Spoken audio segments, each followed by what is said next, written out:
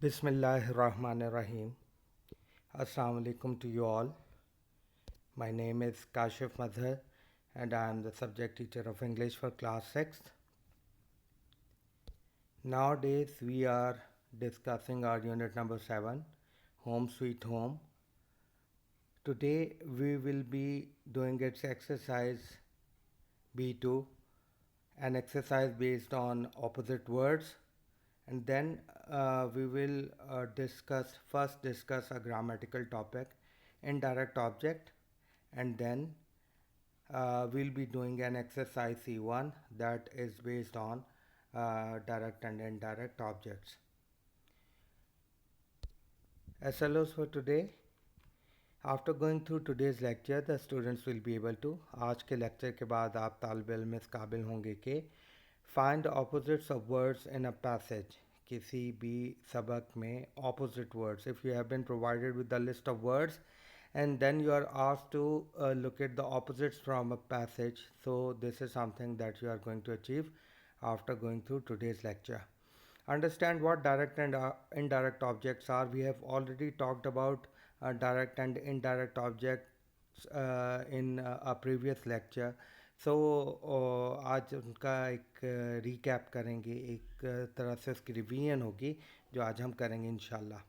Number 3, locate direct and indirect object in a given sentence. किसी भी दिए गए जुमले में डायरेक्ट और इनडायरेक्ट ऑब्जेक्ट को लोकेट कैसे किया जाता है. How can you find or decide whether a given object is direct or indirect one. So this is something that we are going to do today. Let's do exercise B2 beta, that is based on opposites. You have been provided with a list of words: imprecisely, sadly, quietly, disobedient, unkindly, worse, dirtying, abnormal, foreground, shrank, unexcited, disagree, ugly, gradually, and started. And then you are asked to provide its opposites. One thing that you need to keep in your mind, that whenever you are asked to provide opposites or uh, the words carrying same meaning, that is antonyms, you need to provide the same part of speech. I mean to say that if imprecisely is an adverb, its opposite exactly should also be an adverb. Likewise, if disobedient is an adjective, obedient should also be an adjective. So if you are asked to provide the opposite of a particular word, it should be from same part of speech. And keep this thing in mind as well beta, that an antonym or a synonym, यानी opposite और जो मुतज़ाद अल्फाज होते हैं, they are singular words. वो एक एक लफ्ज़ ही होते हैं, यानी एक वर्ड के इक्वलेंट आपको एक वर्ड का ही एंटोनिम या सिनोनिम यानी ऑपोजिट या वर्ड कैरिंग सेम मीनिंग देने होते हैं. ऐसा नहीं हो सकता कि आप एक वर्ड का जो ऑपोजिट है या उसके सेम मीनिंग जो है वो एक फ्रेज की शक्ल में दें. So whenever you are asked to provide opposites और the words that have the same meaning, so जैसे आपको ब्राइट एंड शाइनी करना है, तो bright and shiny should be from same part of speech and they must be singular words as well. Okay, let's do exercise B2. Write the opposites of the following. You will find all the opposites in the story. First, you are asked to locate the opposites from the dictionary, and if you are unable to find the opposite of any word, so the opposite words can be found in the story Home Sweet Home. Imprecisely, exactly, sadly, jovially. Imprecisely यानी ज़रा detail में exactly, दरअसल दर हकीकत, बिल्कुल वैसा ही हकीकतन. Sadly उदासी से, जोवियली खुशी से, क्वाइटली खामोशी से, लाउडली बावाज़ बुलंद. डिसोबीडियंट नाफरमान, और ओबीडियंट ताबेदार को, फरमा बरदार को कहते हैं. अनकाइंडली सख्ती से, सॉफ्टली नरमी से. वर्ड्स बदतर और बेटर बेहतर. डर्टिंग गंदा करना, क्लीनिंग साफ़ करना. एबनॉर्मल जिसका दिमागी तवाज़ुन दुरुस्त ना हो या जिसकी दिमागी सेहत ठीक ना हो. नॉर्मल जो नॉर्मल है, इसका ऑपोजिट है। फोरग्राउंड पस मंज़र बैकग्राउंड, फोरग्राउंड जो चीज़ सामने नज़र आ रही है, बैकग्राउंड पस मंज़र जो चीज़ पीछे जा चुकी है। और शैंक सिकुड़ना, स्ट्रेच फैलना, फिर अनएक्साइटेड, डल बोरिंग को कहते हैं, एक्साइटेड पुरजोश को, डिसएग्री रजामंद ना होना, एग्री रजामंद होना, अगली बदसूरत प्रेटी खूबसूरत, ग्रेजुअली आस्तिकी से, क्विकली तेज़ी से, ग्रेजुअली बतदरीज को स्टेज बाय स्टेज को भी कहते हैं। स्टार्टेड आगाज़ करना, स्टॉप रुक जाना, शुरू करना या आ, रुक जाना या अख्ताम करना किसी चीज़ का। Okay, beta. Let's discuss first what direct objects are. Direct object. A direct object is a noun phrase or pronoun that is placed after the verb in a sentence. Direct object कोई noun होता है, noun phrase या pronoun जो हम verb के बाद रखते हैं किसी भी जुमले में. Direct object receives the direct action of the verb. क्योंकि ये डायरेक्ट ऑब्जेक्ट है इसलिए ये वर्ब का जो डायरेक्ट एक्शन है, ये वर्ब वो एक्शन है दर हकीकत जो सब्जेक्ट परफॉर्म करता है.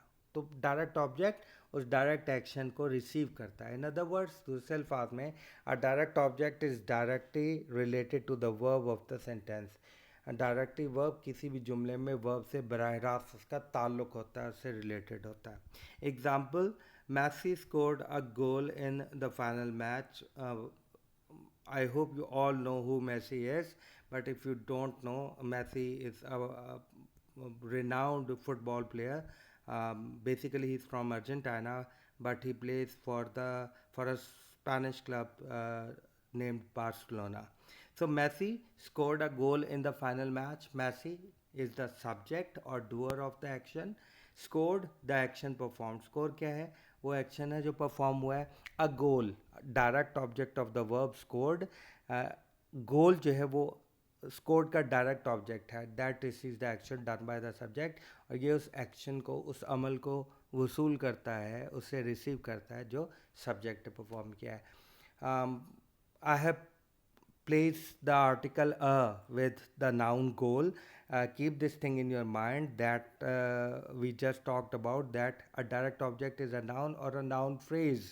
Okay, so whenever we have a group of words that is placed after an object or before after a form of verb or before a form of verb, so such a group of word that is placed after a form of verb, after or before a form of verb, is called the object phrase or subject phrase. It is a noun phrase in actual, a phrase in the form of a noun. So that complete phrase plays the role of subject or object. So a goal will be collectively called the object of the verb scored.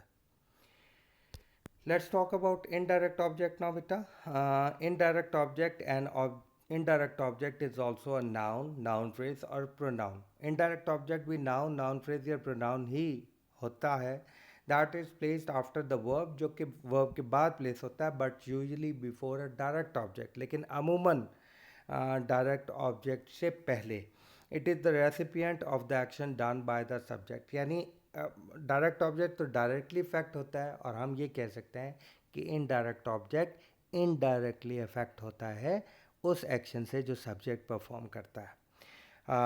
Below is given an example so that you are able to understand the concept clearly. Example है, the boy played us a tune. लड़के ने हमारे लिए एक धुन बजाई. सो जो चीज़ बजाई गई धुन वो डायरेक्ट ऑब्जेक्ट है, और हम जिनके लिए, हमारे लिए वो धुन बजाई गई, हम इनडायरेक्ट ऑब्जेक्ट हैं. The boy is the subject और doer of the action. Boy क्या जी? सब्जेक्ट है या एक्शन को परफॉर्म करने वाला है. Played is the action performed. Played वो अमल है जिसे अदा किया गया है. अ tune is the direct object that receives the direct action done by the subject. Direct object है जो कि उस एक्शन को रिसीव कर रहा है जो कि द बॉय सब्जेक्ट ने परफॉर्म किया है. और अस इनडायरेक्ट ऑब्जेक्ट है, that is the recipient of the action done by the subject. ये वो इनडायरेक्ट ऑब्जेक्ट है जो इनडायरेक्टली अफेक्टेड है उस एक्शन से जो सब्जेक्ट ने यानी द बॉय ने परफॉर्म किया है. और वो एक्शन क्या है? प्लेड. यानी ट्यून बजाई गई है, लेकिन किसके लिए बजाई गई है? ठीक है, for whom the tune was played, तो फॉर whom का जवाब देने के लिए हम जिस ऑब्जेक्ट को कंसिडर करेंगे वो हमारा इनडायरेक्ट ऑब्जेक्ट होगा. Okay, let's try to understand the concept in a bit of depth in some detail. We already know that a direct object is a direct receiver of the action done by the subject. Direct object जो है वो उस action को directly receive करता है जो subject perform करता है, और it has a direct relationship with the verb of the sentence. या जुमले के जो वर्ब से इसका रिलेशनशिप है, इसका ताल्लुक है, वो डायरेक्ट होता है. To find out which one is the direct or indirect object in a sentence, we can put the preposition to or for before the word or phrase. ये मालूम करने के लिए कि जुमले में कौन सा ऑब्जेक्ट डायरेक्ट है और कौन सा इनडायरेक्ट ऑब्जेक्ट है, हम preposition to या for का इस्तेमाल कर सकते हैं उस वर्ड या फ्रेज से पहले. यानी जिस दोनों ऑब्जेक्ट से पहले, हाँ वो एक वर्ड है या फ्रेज है. We said that an object can be a phrase, it can be a noun phrase. So उस word या phrase से पहले अगर हम to या for का preposition रखते हैं, if the sentence still makes sense, अगर जुमले की अभी भी sense है, sensible sentence है, बामानी जुमला है, that object will be indirect. तो उसका object जो है वो indirect होगा. ठीक है, लेट्स सी दिस एग्जाम्पल. इस मिसाल को देखते हैं. The shopkeeper sold him a pencil.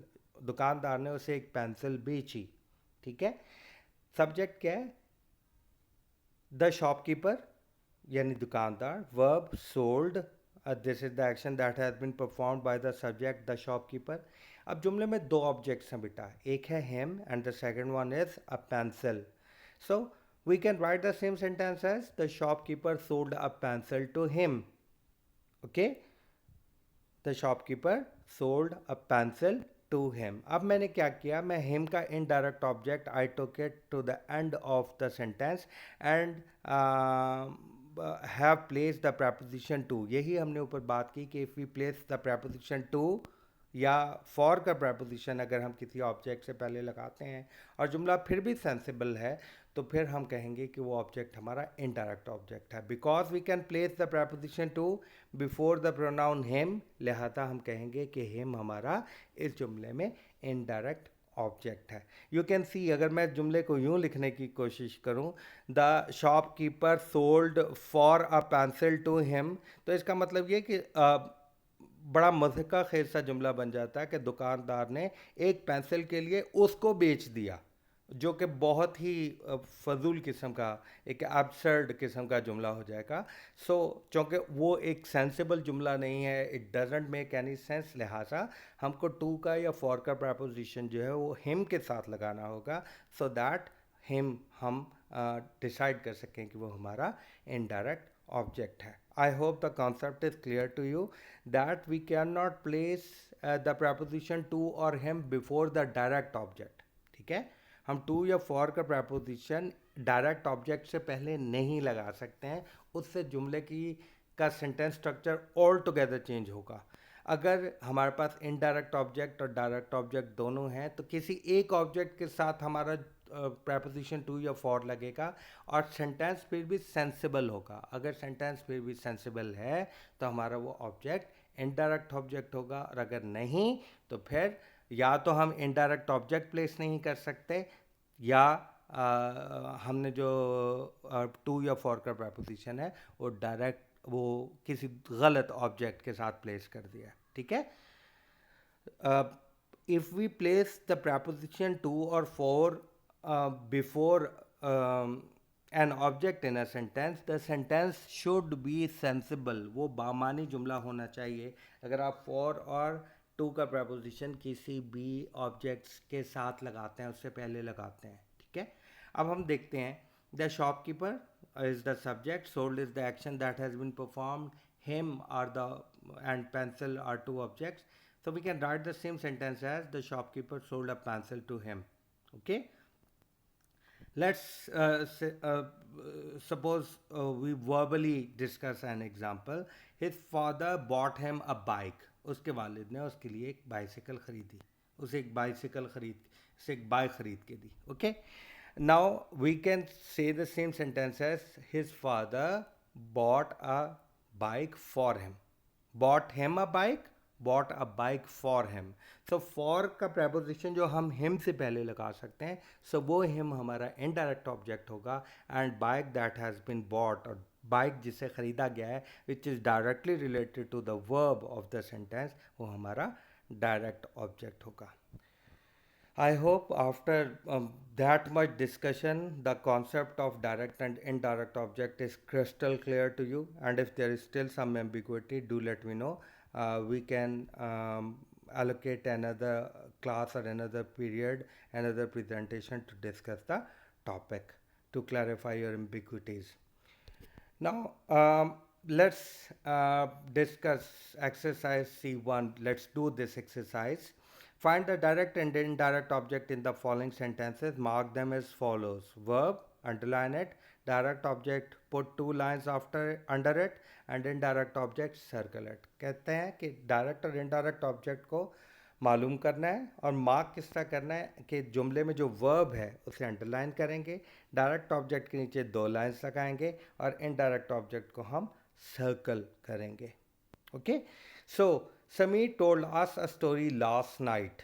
Sameer is the subject, told is the verb. A story, जो चीज़ सुनाई गई है वो कहानी है, so a story will be direct object and us to whom the story has been told, और हमें जिन्हें ये कहानी सुनाई गई है वो इनडायरेक्ट ऑब्जेक्ट हो जाएगा.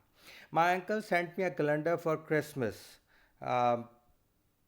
Saint will be the verb, a calendar, calendar जो कि भेजा गया है, जिस चीज़ को भेजा गया है वो कैलेंडर है, so calendar will be direct object. And me to whom this calendar was sent, तो वो इनडायरेक्ट ऑब्जेक्ट हो जाएगा.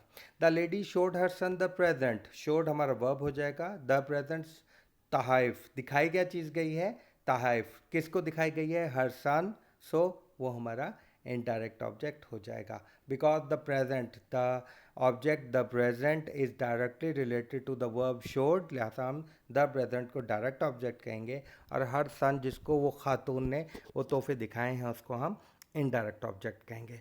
The builder build a building, builder ने यानी माहिर तामीरात ने बिल के लिए एक इमारत तामीर की. So built is the verb, a building, जिस चीज़ को तामीर किया गया है वो इमारत है, so a building will be direct object and Bill for whom the building was built is the indirect object in the sentence.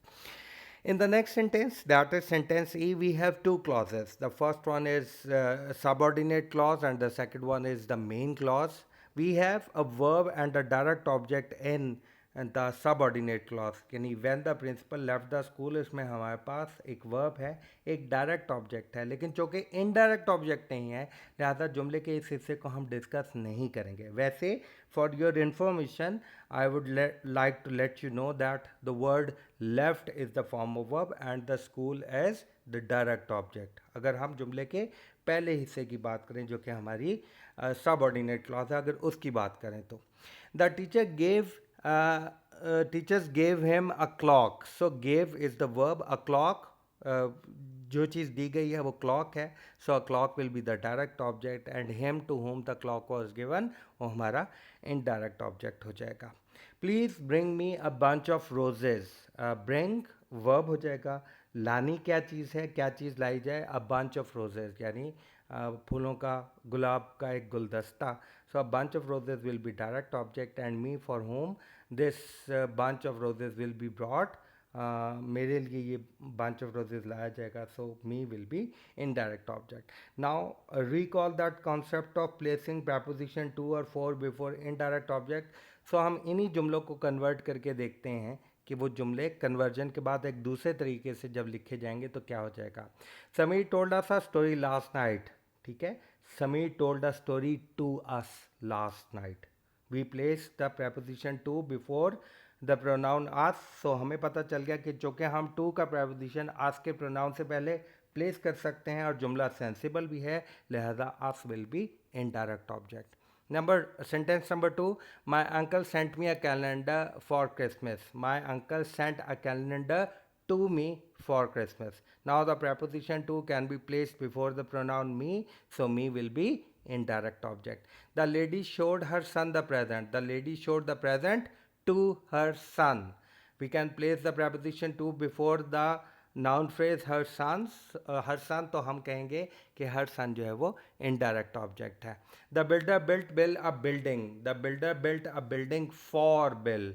We can place the preposition for before the noun Bill. So Bill क्या हो जाएगा, हमारा indirect object. और फिर the teacher gave him a clock, the teachers gave a clock to him.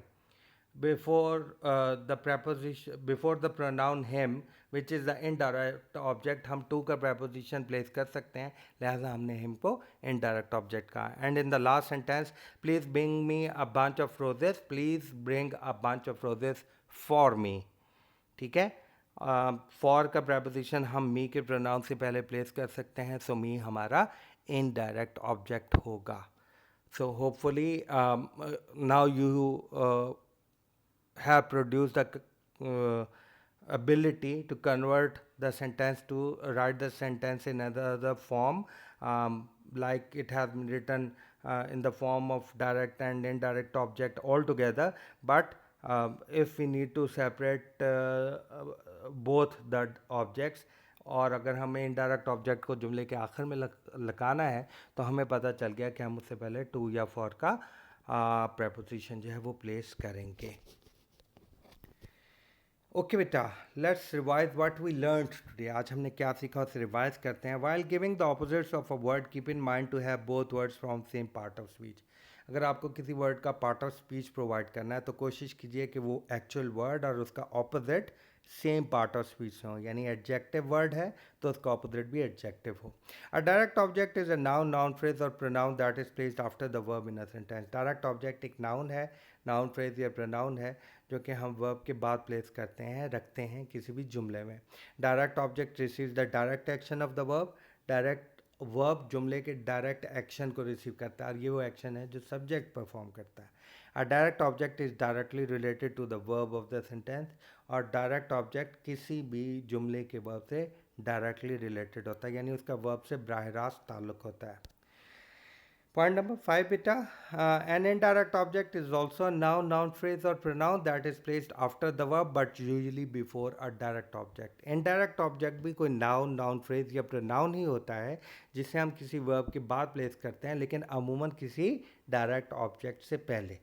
I mean to से कि हम indirect object को आखिर में भी रख सकते हैं. हमने अभी डिस्कस किया कि अगर हम इनडायरेक्ट ऑब्जेक्ट को जुमले के आखिर में रखेंगे तो हम उससे पहले टू या फॉर का preposition जो है उसे प्लेस करेंगे. So this is how we place the direct or indirect object all together, or if we need to separate them, so हम indirect object को जुमले के आखिर में ले जाते हैं और उससे पहले to या for का preposition आ जाता है. An indirect object is the recipient of the action done by the subject, और it is indirectly, दूसरे अल्फाज में हम ये कह सकते हैं कि indirect object उस एक्शन से जो सब्जेक्ट परफॉर्म करता है उससे इनडायरेक्टली अफेक्टेड होता है. Number 7, to find out which one is the direct or indirect object in a sentence, we can put the preposition to or for before the word or phrase. ये मालूम करने के लिए कि जुमले में कौन सा ऑब्जेक्ट डायरेक्ट है और कौन सा इनडायरेक्ट, हम preposition to या for को उस वर्ड या फ्रेज से पहले रख सकते हैं. The sentence still make sense, the object will be indirect. अगर अब भी जुमला बामानी है तो फिर हम कहेंगे कि टू या फॉर के बाद आने वाला वो नाउन, नाउन फ्रेज या प्रोनाउन हमारा इनडायरेक्ट ऑब्जेक्ट होगा. With this, we come to an end of our today's lecture, beta. I thank you all. If there is any question regarding today's lecture, you can ask me during the period or anytime after. Keep me remember in your prayers. Complete the assignments in time and send them to me regularly. Allah Hafiz.